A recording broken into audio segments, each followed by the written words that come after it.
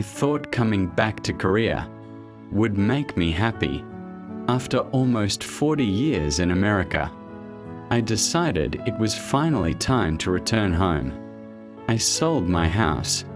I sold my car. I gave away most of the furniture we had used for many years. My friends asked me, "Are you really leaving America for good?" I smiled and said, "I am getting older now. I want to spend the rest of my life in my homeland." At that time, I truly believed Korea was where I belonged. When I arrived at the airport, everything felt wonderful. I saw Korean signs everywhere. I heard people speaking Korean. I could walk into a restaurant and order the food I remembered from my childhood. At the market, I found side dishes I had not eaten in years. My wife and I looked at each other and smiled. Maybe we should have come back sooner. For the first few months, life in Korea felt almost like a vacation. But little by little, something began to change. I could still speak Korean, but sometimes I could not understand the new expressions people used. So many things had changed. At the bank, I needed my phone. At the hospital, I needed my phone. At restaurants, sometimes I had to use an app or scan a code. I started to realize something. This was still Korea, but it was not the Korea I had left 40 years ago. The country had changed, and I had changed too.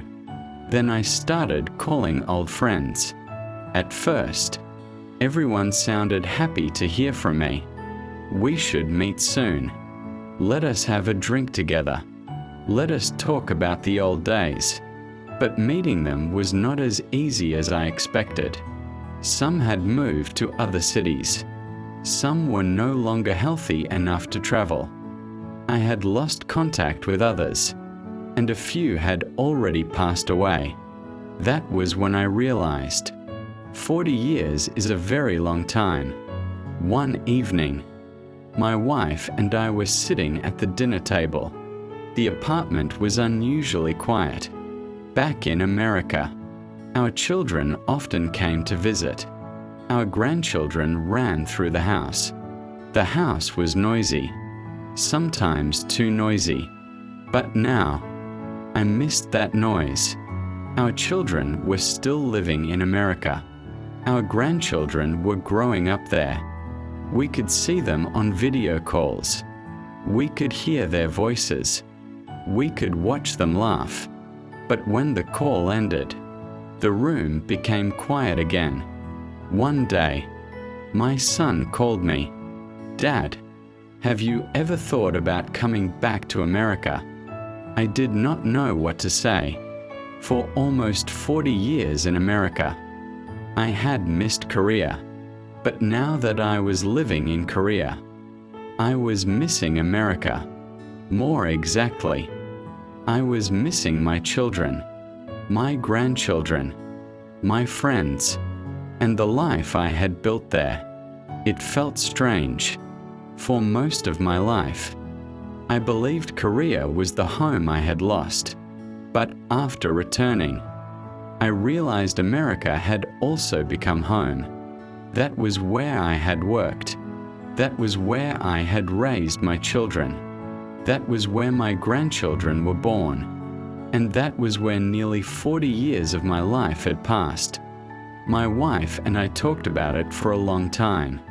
Should we stay in Korea? Should we go back to America? In the end, we realized we did not have to choose only one. Maybe we could spend part of the year in Korea and part of the year near our children in America. When I was younger, I might have thought that meant we could not make up our minds. Now I understand it differently. Maybe a person can have more than one home. There is the place where you were born, the place where you grew up, the place where you raised your family, and the place where the people you love are waiting for you. I thought coming back to Korea would make everything complete, but Korea had changed. My friends had grown old. My children were far away, and the life I had left in America had become part of me too.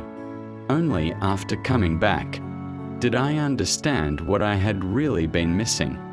It was not only Korea. I missed the Korea of my youth. I missed my old friends. I missed the streets that no longer existed.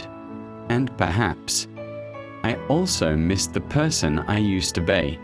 Today, Korea is still my homeland, but America is also home. One is the country where my life began. The other is the country where so much of my life happened. And now, both places live inside my heart.